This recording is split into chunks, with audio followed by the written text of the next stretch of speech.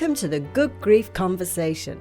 I'm your host, Janet Jones, and you're listening to UK Health Radio. This programme brings you honest, gritty, emotional and inspiring conversation around a subject that affects all of us, yet is still very much taboo.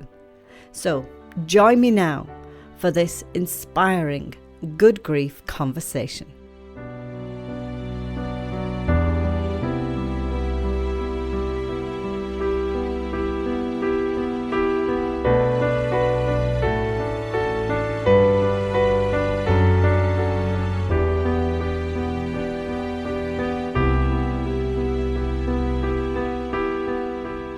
Hi and welcome back to the Good Grief Conversation. I'm your host, Janet Jones, and this week I have a wonderful guest. I have wonderful guests every week, but this week I have a wonderful woman called Wendy Blackstern. She lives in Boulder, Colorado, and 11 years ago she lost her first child, Noah, at the age of 9 months old. She and her husband then went on an amazing journey, starting off in Bali, and a lifelong journey, really, of discovering the insights and wisdom that grief brings. So we have a wonderful conversation that I'm sure you are going to get an awful lot of information and understanding from. Now, if you're enjoying the Good Grief Conversations, then do come and join us over on Facebook. Well, go to Facebook and find the Good Grief Conversation, and then you can come and join us over there. Also, we do have the podcast extras where I ask my guests to provide gifts for you, so you can get that at podcast extras. There is now a huge bank of resources that you can pick and choose from, and guaranteed to offer help and encouragement through difficult times, whether it is the loss of a loved one, the loss of a job, a relationship. All of that information is absolutely relevant. To get the podcast extras, just go to www.thegoodgriefconversation.com and sign up for podcast extras. And when you are there, you'll be given the opportunity to help to support this conversation and my program as well. Anyway, it is now time for me to introduce you to the lovely Wendy Blackstern.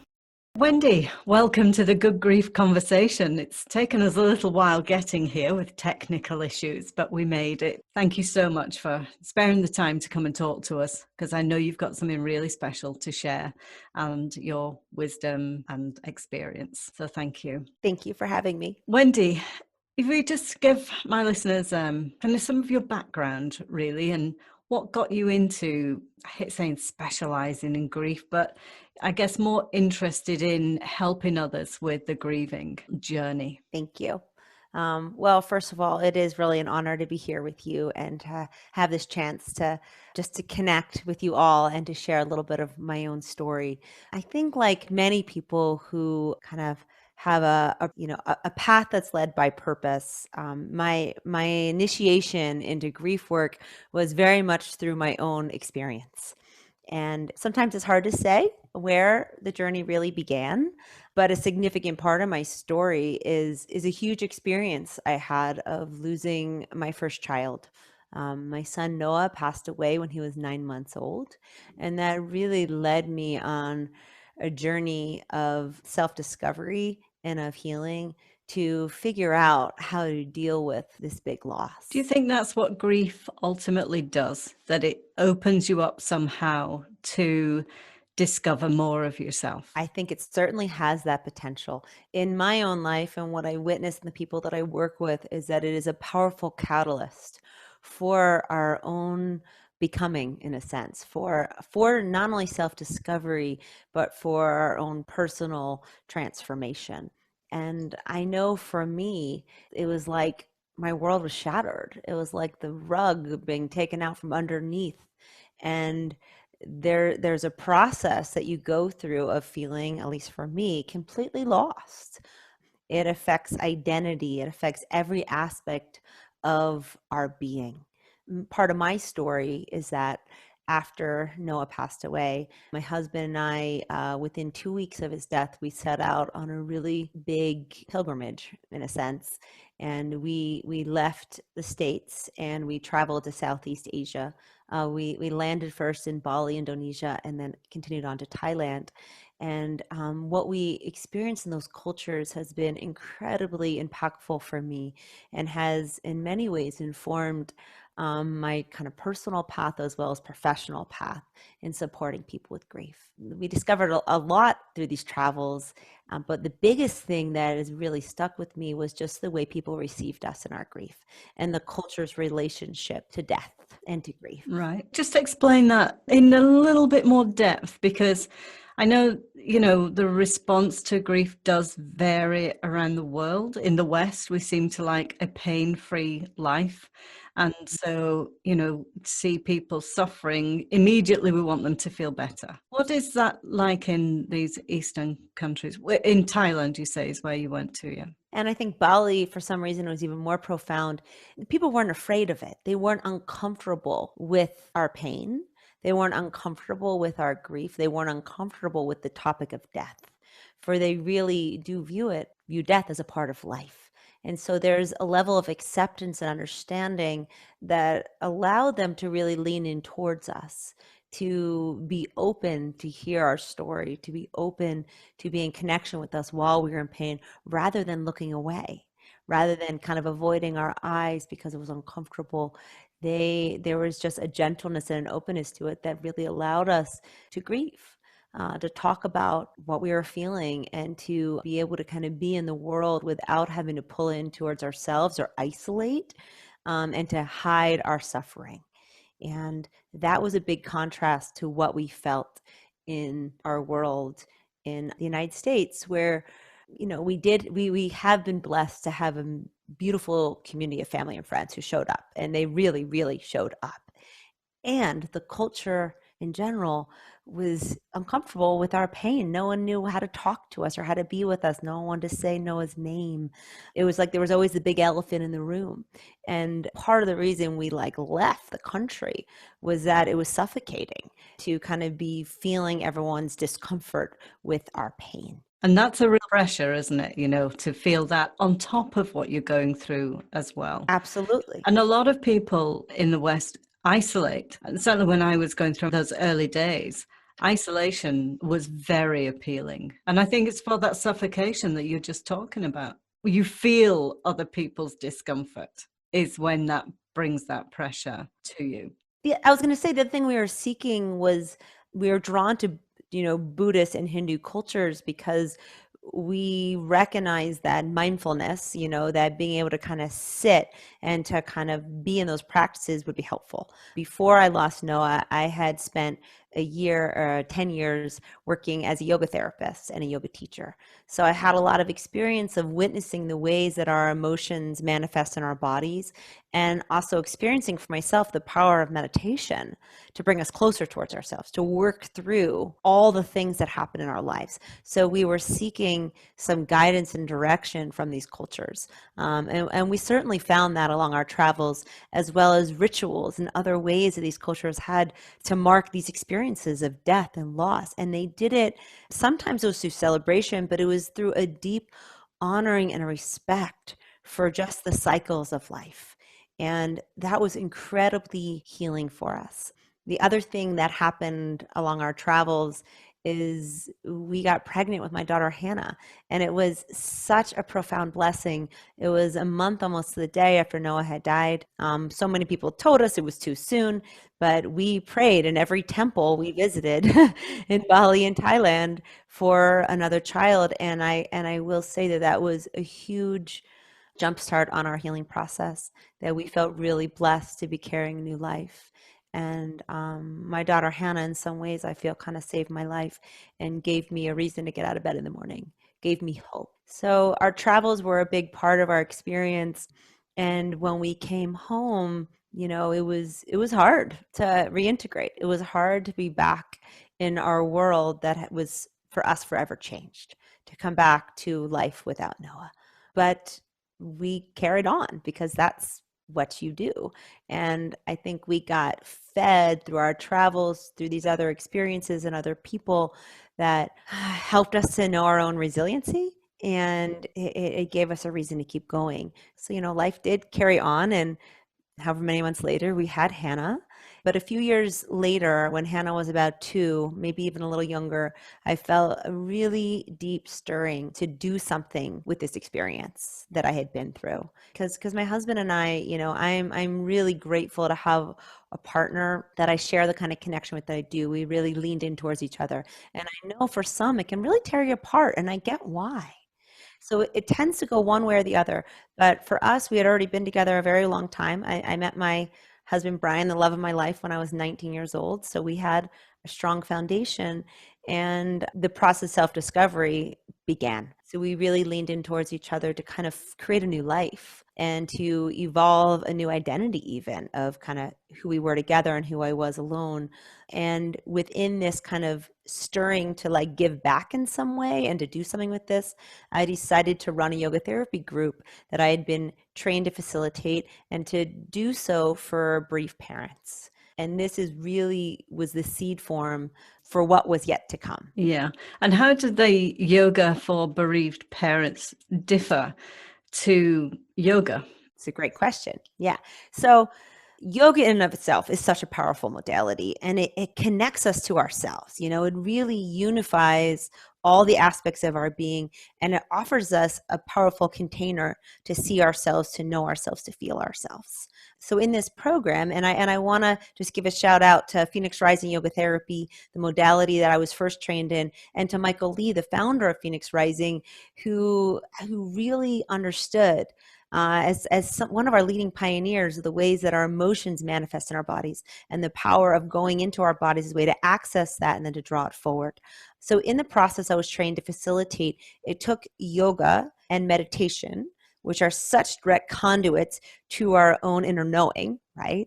And then with that, it brought it into community. So the way this differed than an individual yoga practice is that not only did it offer an individual container of self through our yoga practice, time on our mats and meditation, but it also brought people into the collective with each other. So the format for this was a different theme or a different like jumping off point for self-inquiry, and then to have a meditation practice to bring you in deeper, some time to journal. And then the biggest difference is the sharing. So this is really what created the community and gave these other parents a space to not only talk about their experience and be witnessed, but to realize they weren't alone. It created so much connection. And I had no idea how healing this would be for myself and for others, to be with other parents who could identify, who could be like, wow, my heart feels this, your heart feels this, we're the same, we're connected. And that feeling of connection was incredibly powerful for me and the other members of this group.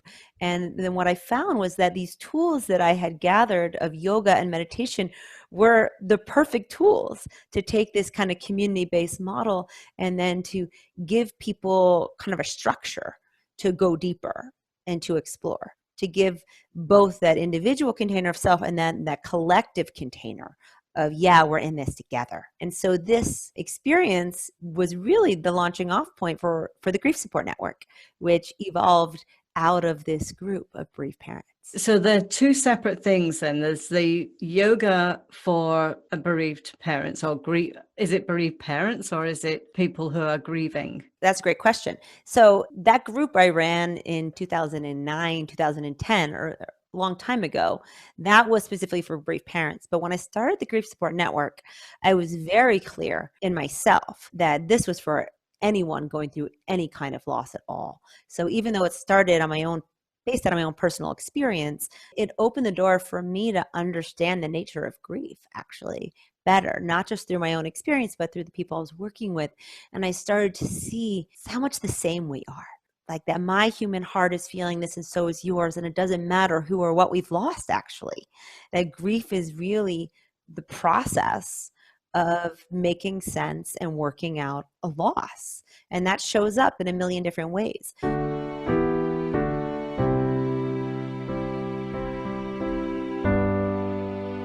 So as an organization, we support people who have lost children, parents, spouses, friends, pets, We've also lost jobs and relationships. Relationships is huge parts of ourselves, and right here and now in our COVID world, right? It's the loss of our life as we knew it. For some people, all of a sudden you're isolated. It's the loss of being able to go into the world or go sit in a coffee shop, right? I mean, it can be at such a basic level. And so the intention and the mission of the Grief Support Network is to transform the way that individuals and our communities experience and work through loss. We honor and support all the different forms of loss that we experience. Yeah, and like say, now with COVID and everything, people who have lost a loved one, they're almost forced into isolation, the very thing that really, when you're grieving, you should be trying to avoid, because you can get stuck in isolation. So it's important to, go to that coffee shop that you were talking about, meet a friend, and it's not on the cards at the moment. So life is tougher. I truly feel for people grieving right now, because even the celebration of a lost life, you need to celebrate people, no matter how long they've been on this earth, and the way we're living, it makes that a challenge. Have you any thoughts or ideas that you can share for people who might be going through that, how they might celebrate now or what they could do? I mean, I have some thoughts, and I agree it's not an easy situation. I think what we're seeking in this is connection more than anything.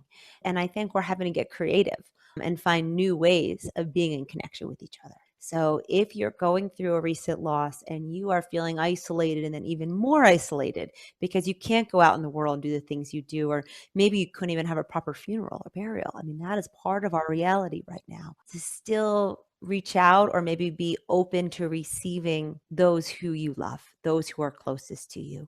And this can happen through a screen like we're doing right now, can happen through a phone call. I'd say if you know someone is going through a loss, the most important thing you could do is reach out and acknowledge it. One of the kind of misconceptions I think that especially Western culture has is that if you bring up someone's loss, you're going to upset them.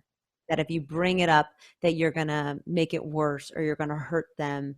And so what we often do is we don't talk about it because we don't want to upset the other person. But the truth is, they're not forgetting about it when you're not asking about it. When you're grieving, you're grieving. And the best thing you could do is pick up the phone and call or text or however you communicate and say, how are you doing? I'm thinking about you.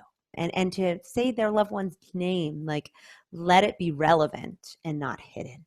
So we can do this, through our other forms of communication. But I think the most important thing is to reach out. There's also a lot of virtual support right now, which is really maybe one of the benefits of COVID. I mean, all of a sudden, our world has gotten smaller. It's gotten incredibly connected in terms of how we can help each other. And I know that all of a sudden, from the programs that I'm running that used to be in person in Boulder, Colorado, are now done virtually, and people from around the world can join and attend. And there's something really beautiful in the kind of mixing of different cultures and different ways and belief systems. So we do understand and learn from the differences, and we see that we are all so much the same, that there is just a beautiful quality of our humanity. And I think grief opens us to our humanity. It literally, in my experience, will break your heart open.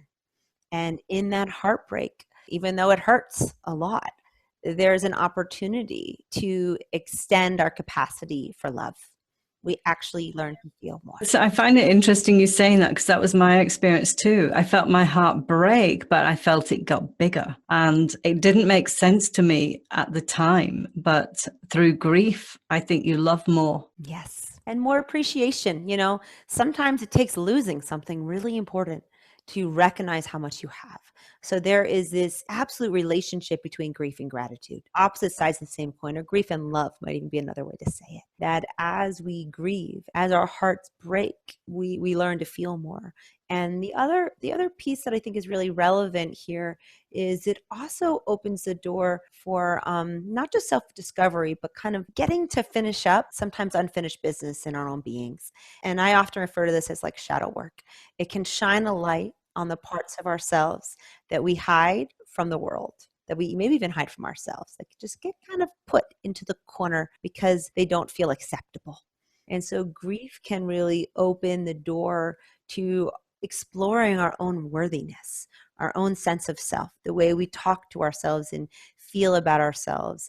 It can help illuminate whatever it is that is being held in the darkness, and to then bring that into the light so that it can be recognized, acknowledged, maybe healed, and then freed, right? So there's an amazing opportunity to experience, I think, more freedom as we unburden some of the parts of ourselves. And that takes courage as well, though, doesn't it? Because even once they're illuminated, you might want to actually turn the light off what you see.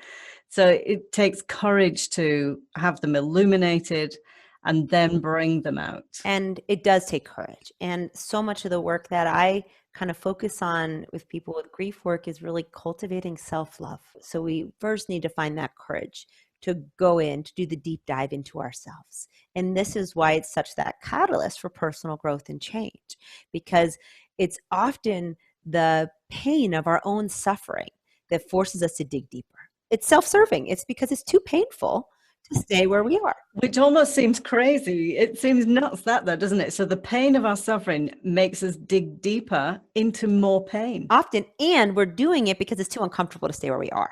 So we have to do something. So the only place to go is in. And sometimes we go out and we can kind of grasp and reach for something that's going to make this pain feel better.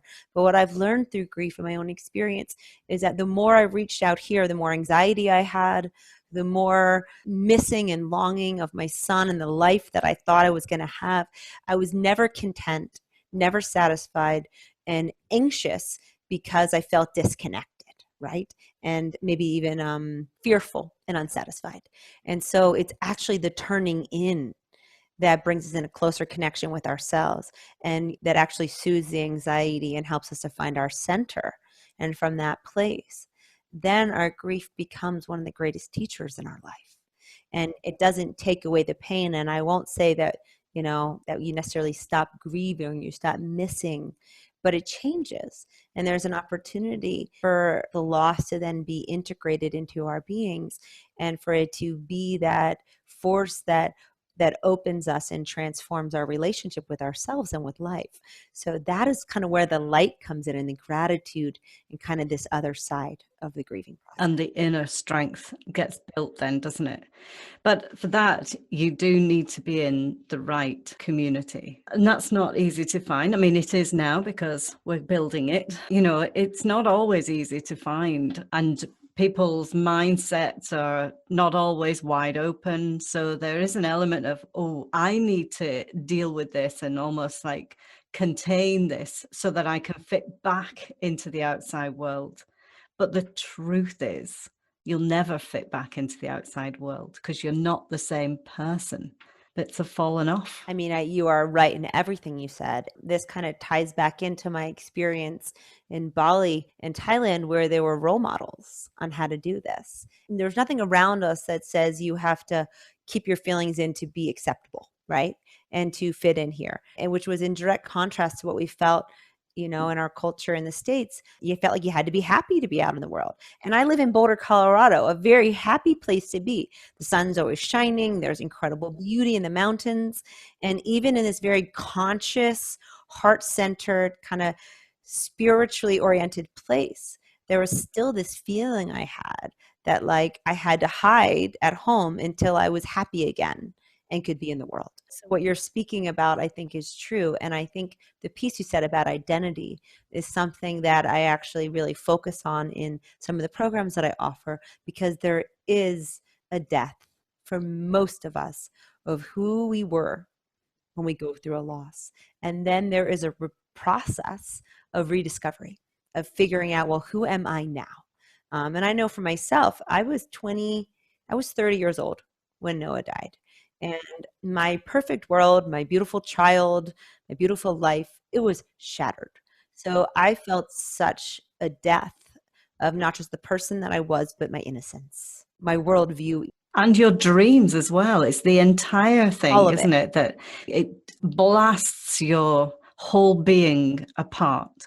And that's the hard bit, because people look at you and they see on the outside the same person, that you look the same, you walk the same, you dress the same, but my goodness, you're not the same. And that's a really painful place to be because you can feel very misunderstood. And it's like, it's hard when you're feeling something on the inside and the outside world is not acknowledging or reflecting that change. There's a metaphor that I use in my teachings sometimes that I'd love to share because it's so relevant here.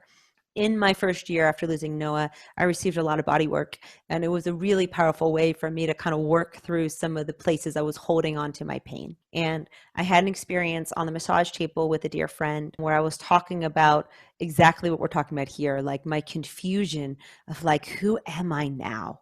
I'm not that. And I felt confused. I felt lost. I felt very much afraid and really struggling with how unknown everything was. And she named this place for me where I was in myself as the tunnel of terror. And for me, it was terrifying.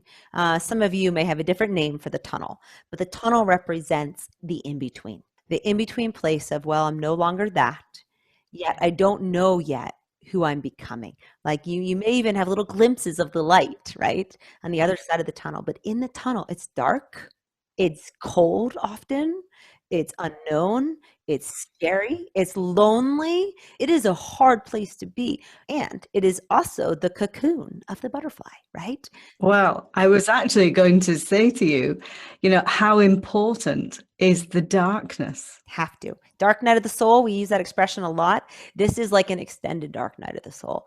And for me, it is probably the hardest time in my life, the hardest place I've ever been. And it is where I really got to know who I was. It took away all the things that covered up my true sense of self. All my outward facing identities fell away. All the ways that I was perceived in the world and thought I was perceived in the world, it really changed all of that. And it actually brought me into such intimate connection with my true authentic self. So in the tunnel, even though it was scary and lonely and cold, it also gave me a place to kind of realign to my essence. And then from there, as I was able to move through the tunnel, coming closer to the light, it wasn't like I was becoming another person, even though it feels that way. And we talk about it that way. I was actually becoming more of myself. Expanding then who you were, and then this new stuff is what you're saying. Yeah, exactly. And I actually have come out of it more me than I've ever been, even though it may look different because it doesn't have all the hangups, right? It doesn't have all of the self-limiting beliefs and all of that. And of course, there are days where I find myself back in the tunnel. I'm not saying that this is like there's an end point, right? I know for myself, it's a dance. And I lost my son, how many years now? 11 years ago. So there's been a lot of time in this journey. And there are still days I'm back in the tunnel. I'm glad you shared that because that's really important to know. And I'm always conscious that, I have some very inspiring conversations, and I never want people to think, oh, they're all doing fine now. So clearly that's my goal. That's my benchmark, because the truth is, like, I love the way you said, it's a dance. And life is a dance, isn't it? And, we are emotional beings. And how can you not have days where you miss your child, or you miss your mom or your dad, and I guess that's our mind is making us look backwards, isn't it? And that's where the missing is the backward looking. But that's part of our picture. It's part of our life's visual. Personally, I think we should look back and give space and time to that looking back, but just don't stay there. Exactly. And I think that's the key. So, one of the fundamental teachings that I've come to know for myself and share with others is really the power of being present. And when we are present in the moment we're in, how it can relieve so much of our suffering, especially when it comes to grief, because so much of our pain is in the past, is in the missing and the longing and the regrets and all that is like there. It's our humanity, it's our human hearts that miss that and want that. So when we're in the past in our minds, we're always going to be in that cycle of missing and longing and pain. And then if we're looking to the future, if we're in the future, that's where often the fear and the anxiety of what will be, how will I live without this person? How will I live this change in my life? So when we're in the past and the present, that often keeps us in a heightened state of grief and pain. In the present moment, in this exact moment, it's often a place where we're free from suffering, if we can be really there. It's often a place where everything is actually okay. And that's not to say that we don't go to the past and remember. I think it's so healing with anniversaries. We get to go back, we honor, we celebrate, we remember.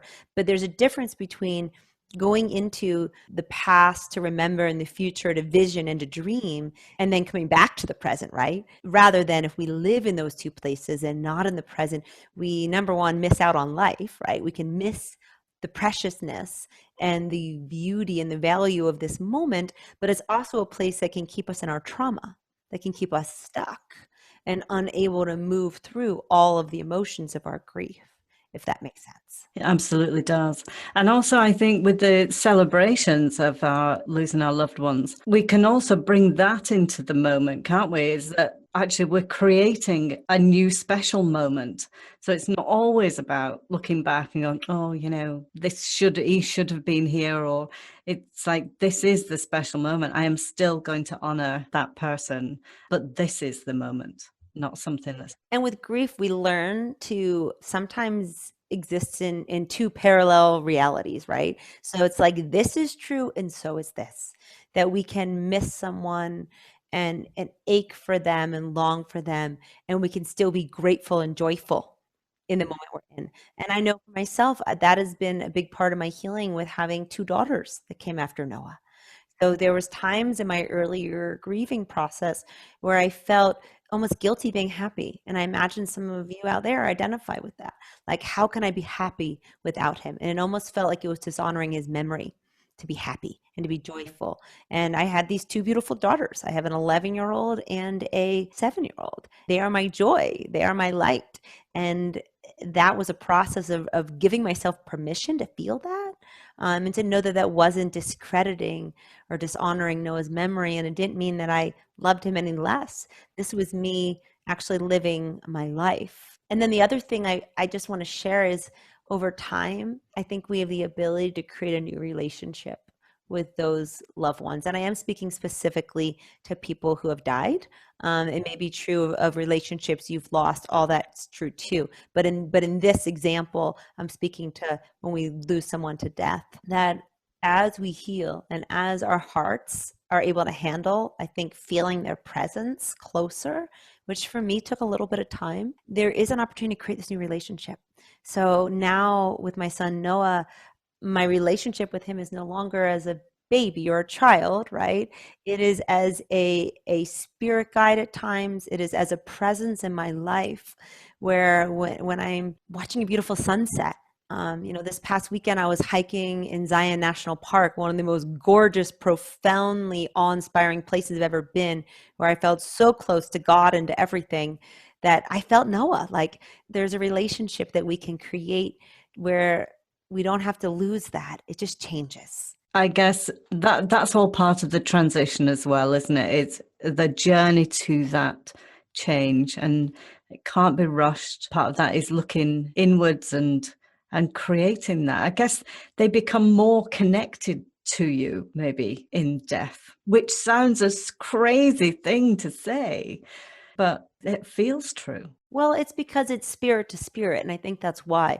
Like, I think about with my own children, right? There's a lot of human moments here where, like, I love them to pieces. And it's challenging, right? It's challenging to raise kids. But when you're connecting with a loved one who's passed over to the other side, you're connecting soul to soul. So it is the most direct connection. Like with my living children and my living husband, I feel a soul connection, but there's a lot of life that gets in the way of that, right? That covers it up. With Noah, it's pure. There's nothing in the way. It is soul to soul, spirit to spirit. And that is a profound comfort, actually. And I will say it took time for me to get there because my mama heart, my human heart, missed my child.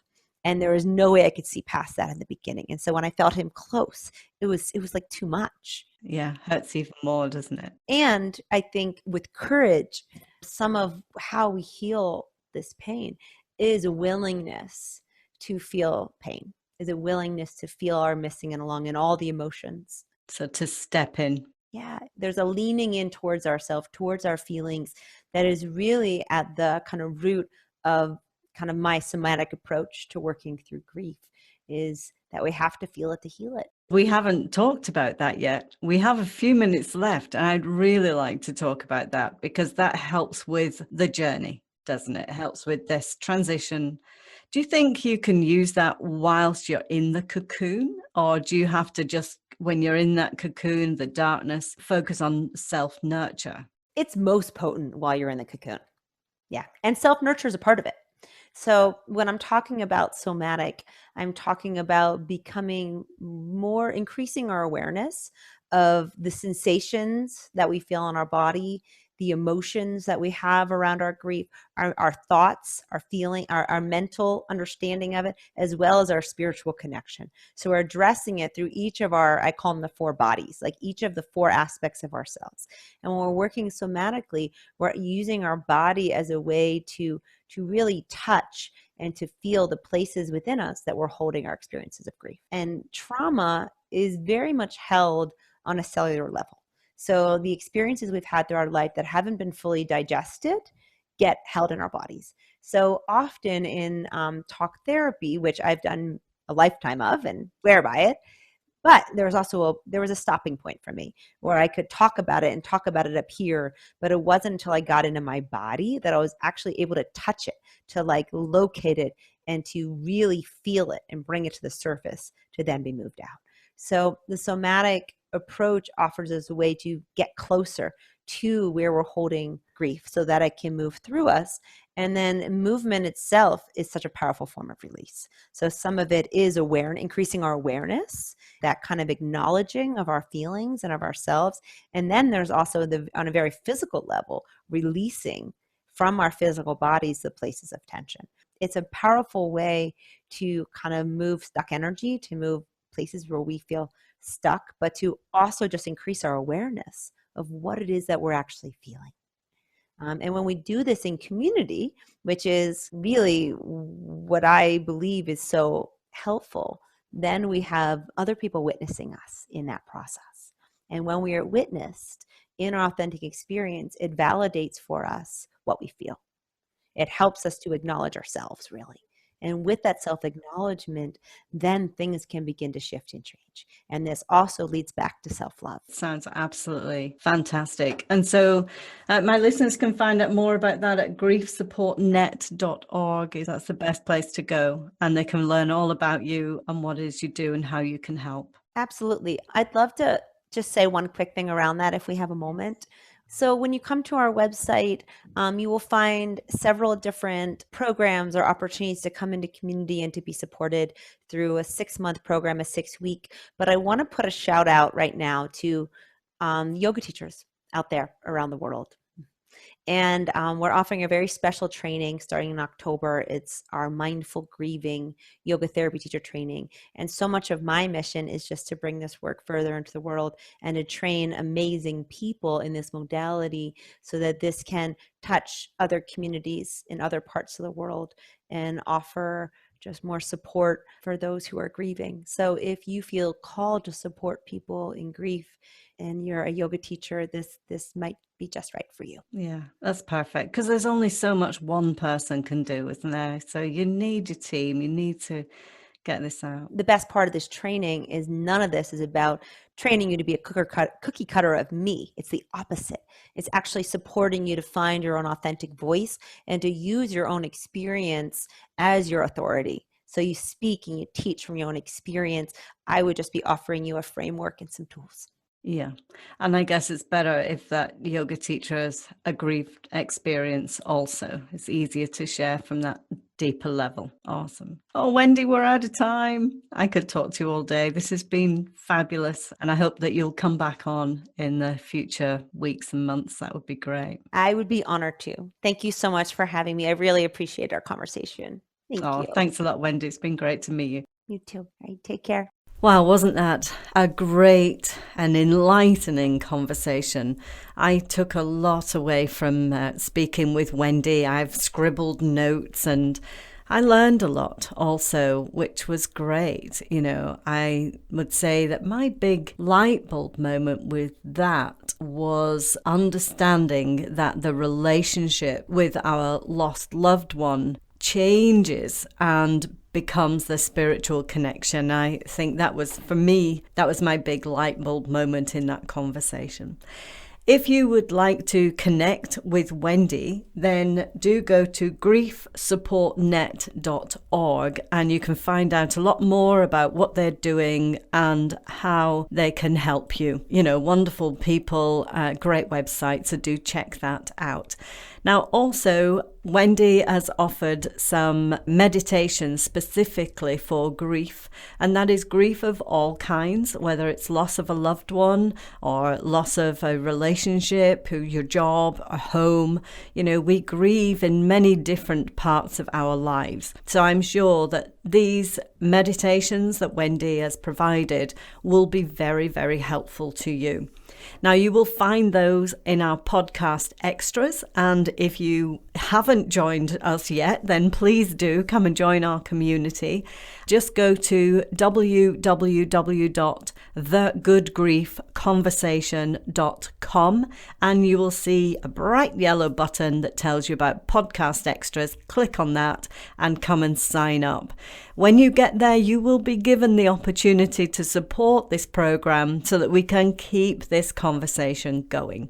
I look forward to you joining our community and getting in touch.